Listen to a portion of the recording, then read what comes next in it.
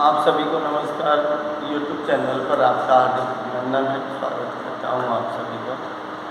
देखिए, आपके और मेरे बीच में जो श्रृंखला चल रही थी आपके BA 4th सेमेस्टर के लिए, जिसमें आपकी कुछ एकांकी हैं, कुछ आपकी आत्मकथा है, कुछ यात्रा वृत्तांत है, तो कोई संस्मरण है, समझ लो एक आपके नाटक है। तो इसी सरजू भैया का रेखा चित्र मैंने बता दिया है, पढ़ा दिया है, थोड़ा सा देख लेना। एकांकी हैं वो सारी मैंने बता दी है। देखिए, आज का टॉपिक है आपका बहता पानी निर्मल, जो कि अज्ञे के द्वारा रचित है। अज्ञे कवि क्योंकि आधुनिक काल की काव्यधारा के अंतर्गत प्रयोगवाद के प्रमुख कवि के रूप में उनको जाना जाता है। प्रयोगवादी कवि हैं जिन्होंने 43, 51, 59 में 3 प्रयोग किए हैं और उनमें सभी में 7 कवियों को रखा गया है। तो बहता पानी निर्मल ये आदि के द्वारा वृत्तांत है। देखिए, सबसे पहली बात ये है कि वृत्तांत होता क्या है। इसका मतलब ये होता है जिसे अपन कहते हैं कि ट्रेवलिंग, कहीं यात्रा पर जाना। वृत्तांत दिया है, यात्रा वृत्तांत। यात्रा मीन्स ट्रेवलिंग है और वृत्तांत मीन्स होती है कथा। इसका मतलब है कि ट्रेवलिंग करते समय जो आपने देखा है, जो आपने अनुभव किया है, चाहे वो समाज से जुड़ी हुई बातें, चाहे वो इतिहास से जुड़ी हुई बातें, चाहे जैव भौगोलिक स्थिति परिवेश की बातें, चाहे वहाँ के अर्थव्यवस्था की बातें हैं, लेकिन जो भी लेखक देखता है उसी को लेखक अपने अनुभव के आधार पर पाठक के साथ अपनी बातों को शेयर करता है, साझा करता है। तो ठीक इसी प्रकार का यात्रा वृत्तांत है ये, जो अज्ञे जी ने लिखा है, जिसका टाइटल बहता पानी निर्मल। अब देखिए, यात्रा वृत्तांत समझ आ गया। इसका मतलब जो कोई लेखक अपने यात्रा करते समय अपने जीवन के अनुभव, वहाँ की इतिहास है, वहाँ की संस्कृति है, वहाँ की रहन सहन है, वहाँ का जलवायु परिवेश है, वहाँ का प्रकृति परिवेश है, जो भी चीज़ें हैं जो देखता है उसका चित्रण वो करता है और पाठक को साझा करता है। अब यहाँ जो दिया है कि बहता पानी निर्मल, इसका मतलब क्या है? इसका मतलब है कि पानी की सार्थकता उसी में है जो लगातार बहती रहे। पानी का रुक जाना संकेत किसका मिलता है? पानी का गंदा हो जाना। इसका मतलब जो पानी रुका उसमें अनेक तरह के अवशिष्ट अवगुण पदार्थ बढ़ जाते हैं, जिससे उस पानी की सार्थकता खत्म हो जाती है। ठीक उसी प्रकार मानव भी वही अच्छा है जो निरंतर अपने कार्य करते हुए आगे बढ़ता रहे और अपना विकास करता रहे। पानी जो रुका है वो गंदे का प्रतीक है और पानी जो बहता हुआ है वो निर्मल पवित्रता शुद्धता का प्रतीक है। तो मानव की सार्थकता पानी के बहते हुए पानी से की है कि जिस प्रकार पानी निरंतर बहने से पवित्र और शुद्ध होता है, ठीक उसी प्रकार मानव वही अच्छा है, वही ठीक है जो निरंतर अपने कार्य को करते हुए वो लगातार आगे बढ़ता है, अपना विकास करता है। तो उसके साथ इसको जोड़ा गया है। तो देखिए, बहता पानी निर्मला कौन सी विधा का लिखा हुआ है? ध्यान रखना, यात्रा वृत्तांत है। लेखक कौन है? अज्ञे। अज्ञे इनका उपनाम है। अज्ञे इनका क्या है? उपनाम है। इसका मतलब है कि इनका पूरा नाम जो है वो क्या है? सच्चिदानंद हीरानंद वात्सायन अज्ञे, ये नाम है पूरा है। इसका मतलब सच्चिदानंद इनका मूल नाम है, हीरानंद इनके पिता का नाम है, वात्सायन जो है वो इनका गोत्र है। तो तीनों चीज़ें जुड़ के कंबाइन करके उनका नाम रखा गया है और लास्ट में नाम उपनाम अज्ञे लिखा है। अज्ञे का मतलब क्या होता है? अज्ञे का मतलब होता है अज्ञात। इसका मतलब ये है कि भारत सरकार जो स्वतंत्र करने का प्रयास कर रहा था, तो उस समय इसकी जो काव्य रचनाएँ मुंशी प्रेमचंद के पास लिखने को गई थी और जैनेन्द्र जो कवि हैं जो लेखक हैं वो लेके गए थे। तो 7.5 कहानियों का एक संग्रह था जिसका नाम था 7.5 कहानी। तो 7.5 कहानियों का संग्रह लेके जैनेन्द्र जी मुंशी प्रेमचंद के पास गए, क्योंकि उस समय मुंशी प्रेमचंद जी छापते थे। तो उन्होंने कहा कि ये कहानी किसकी है? तो जैनेन्द्र जी ने बोल दिया अज्ञेय। अज्ञेय का मतलब जिसका कोई ज्ञात नहीं हो, जिसके बारे में कोई जानकारी नहीं हो। और इसी उपनाम से हिंदी जगत साहित्य में इसी उपनाम अज्ञेय से हीरानंद सच्चिदानंद वात्स्यायन अज्ञेय के नाम से प्रसिद्ध हो गए। जन्म जो दिया है 1911 दिया है। 1911 में जन्म कहाँ दिखाया है? कुशीनगर। कुशीनगर जो कि कहाँ पड़ता है? उत्तर प्रदेश में। मृत्यु दिखाई है 1987 जो कि दिल्ली में दिखाई है। अज्ञेय जी ने बहुत जो गद्य गाए हैं, चाहे वो कहानी है, चाहे वो नाटक है, चाहे वो उपन्यास है, नहीं क्या कोई भी कहानी है, वो सारी चीज़ें लिखी हैं। अज्ञेय जी कवि के रूप में भी जाने जाते हैं, कथाकार के रूप में भी, कहानीकार के रूप में भी जाने जाते हैं, निबंधकार के रूप में और पत्रकार और संपादक के रूप में भी इनको माना जाता है। बहुत सारी पत्र पत्रिकाएँ हैं जिनका इन्होंने संपादन का काम किया है, जो ऊपर लिखी, जिनमें क्या है आपके सैनिक है, भारत है, विशाल है, प्रतीक है और नए प्रतीक, ये सारी पत्रिकाओं का संपादन किसने किया है?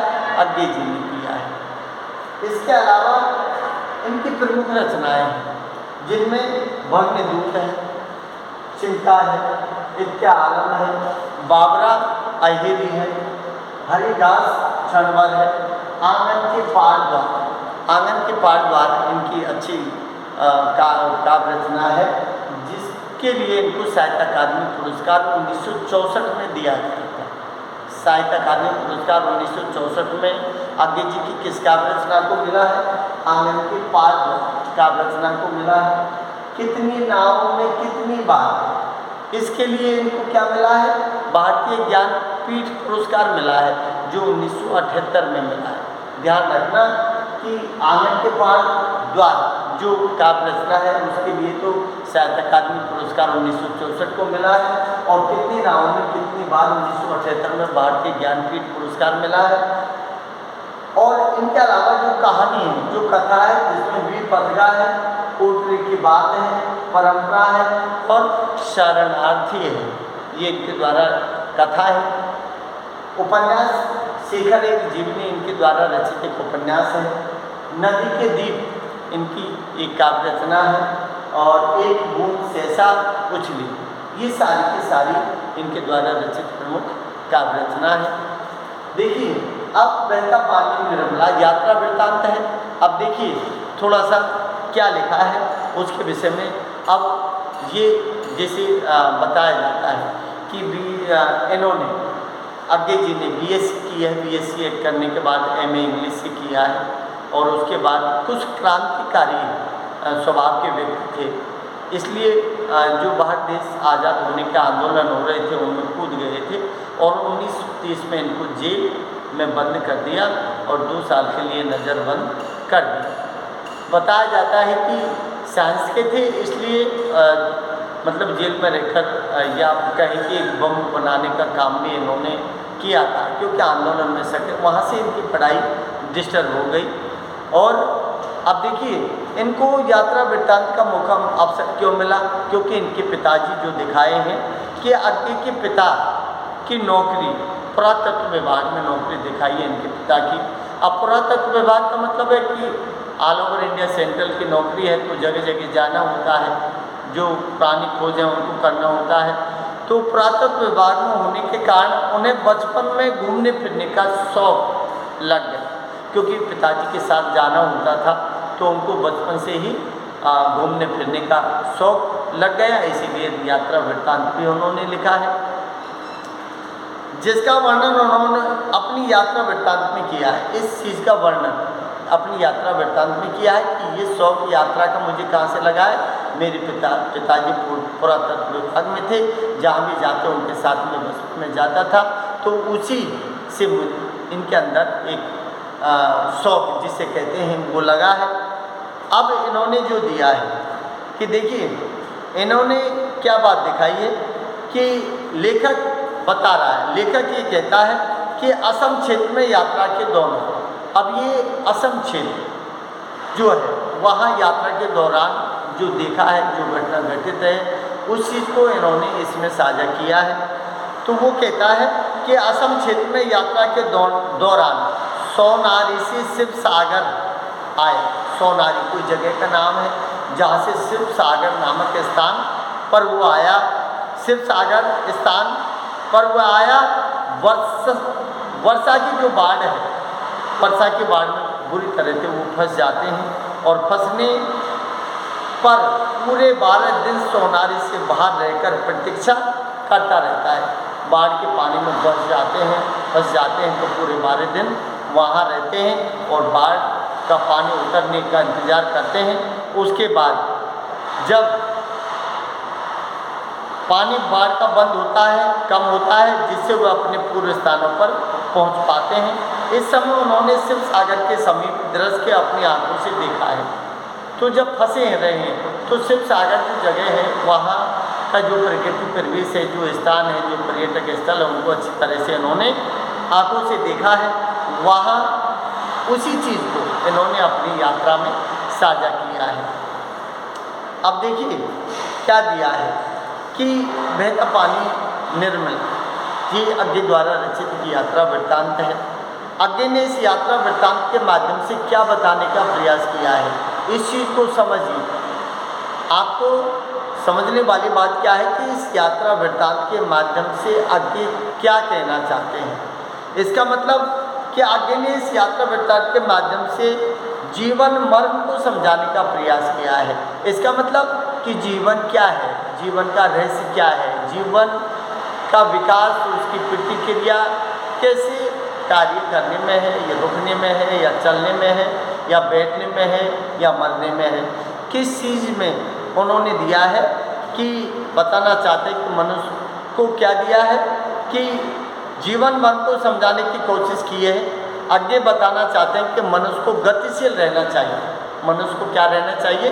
गतिशील। गतिशील का मतलब हमेशा कार्य करते रहना चाहिए, निठल्ला निकम्मा बन के नहीं बैठे रहना चाहिए, उससे आदमी की वैल्यू घटती है।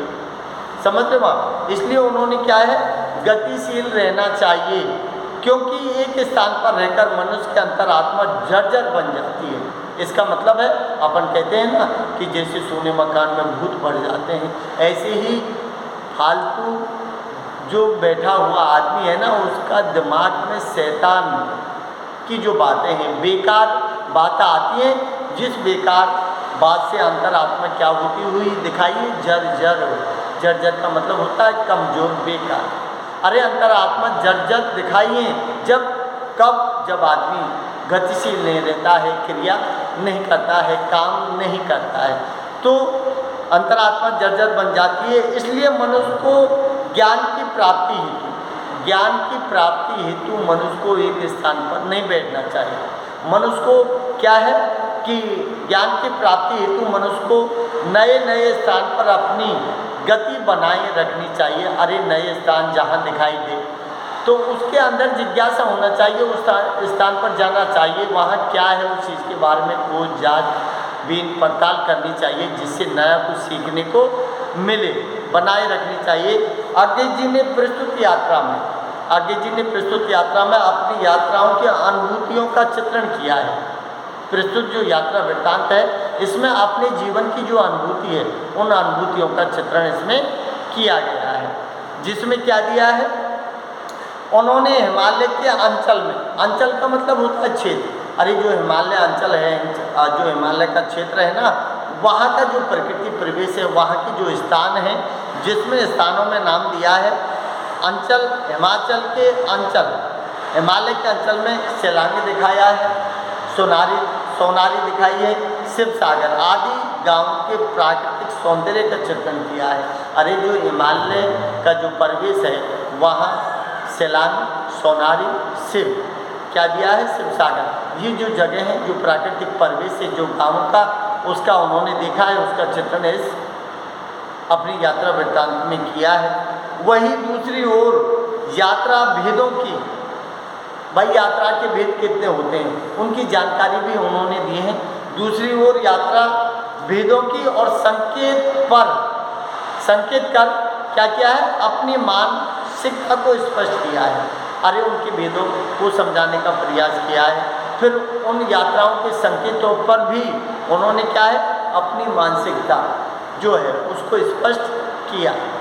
ये बात उन्होंने अपनी यात्रा वृत्तांत में बताई है। और देखिए अंत में लेखक क्या कहना चाहते हैं, मेन जो बिंदु है इस यात्रा वृत्तांत का उसको समझिए। जैसे मैं कह रहा था बहता पानी निर्मला, जो पानी बहता है वो निर्मल है, पवित्र है, शुद्ध है। रुक गया तो वो गंदा है, बेकार है, अपशिष्ट है, अवगुणों से भरपूर है। ठीक उसी तरह से मानव की ओर संकेत किया है। तो इसमें जो दिया है आगे जी बताना चाहते हैं कि जीवन की सार्थकता नवीनता में है। अरे जीवन की सार्थकता किसमें है, नवीनता में। इसका मतलब मानव कुछ नया करे, आगे बढ़े, विकास करे, क्रिया करे, काम करे, तो फिर उसकी क्या है, नवीनता बनी रहती है। जिस प्रकार पानी बहने में निर्मल रहता है, जिस प्रकार पानी बहने पर निर्मल रहता है, पवित्र रहता है, शुद्ध रहता है और रुकने पर गंदा हो जाता है, ठीक उसी प्रकार मानव अगर काम नहीं करेगा तो गंदा बेकार हो जाएगा, जिसका कोई वैल्यू नहीं रहेगी। तो उन्होंने जो दिया है कि गंदा हो जाता है, ठीक उसी प्रकार जीवन की स्थिति होती है। अरे ठीक वही जीवन की स्थिति है जो पानी की स्थिति है। अरे जैसे बहता पानी निर्मल पवित्र शुद्ध है, ठीक उसी प्रकार काम करते हुए मानव का जो जीवन है ना वो अच्छा है, वो पवित्र है, वो शुद्ध है, वो विकास की ओर उसको ले जाता है, उसके जीवन को स्वर्ग बना देता है। ये संकेत किया है आगे जी। ठीक उसी प्रकार जीवन की स्थिति, इसीलिए उन्होंने जीवन का निचोड़ प्रस्तुत करते हुए बताया है कि जो रमता नहीं वह राम नहीं है। अरे जो रमता नहीं है वो राम नहीं है। इसका मतलब है कि जिस योग्य होते हैं, जो साधु सन्यासी होते हैं, वो एक जगह नहीं टिकते, क्योंकि एक जगह उनको सब कुछ चलने में ही सार्थकता है, निर्मलता है, पवित्रता है, इसलिए वो चलते रहते हैं। तो फिर वो क्या कहते हैं, जो रमता नहीं वो राम नहीं। इसका मतलब कि उसको बाहरी ज्ञान नहीं है, उसको इन चीज़ों की जानकारी नहीं है। और टिकना किसके समान माना है, मौत के समान माना है। अरे मानव का टिकना एक मौत के समान है और चलने में ही उसके जीवन की सार्थकता है। ये इसका मूल उद्देश्य समझ लो। अब आगे द्वारा यात्रा के जो विभिन्न तरीके बताए हैं उनमें एक तो यह है कि यात्रा आपको जाना है तो निश्चय करके जाना, ऐसे नहीं कि उठपटांग चल रही। दूसरा लेखक का मनपसंद तरीका, इसका मतलब है कि जो जाते हैं उनको कहाँ जाना, उनके मनपसंद जगह तरीका होना चाहिए। अनिश्चय का तरीका, अगर अनिश्चय की स्थिति बनी रही किसी भी यात्रा वृत्तांत में तो यात्रा का कोई आनंद होता आप नहीं उठा पाओगे। और यात्रा के अन्य साधन, अरे जो यात्रा के अन्य साधन हैं, वो संसाधन हैं, उनके बारे में भी उन्होंने जानकारी, तो उनका भेद, यात्राओं के भेद, उनके सांकेतिक जो सिस्टम है, पूरा चीज़ उन्होंने समझाने का प्रयास किया है। यही था आपका यात्रा वृत्तांत। नमस्कार।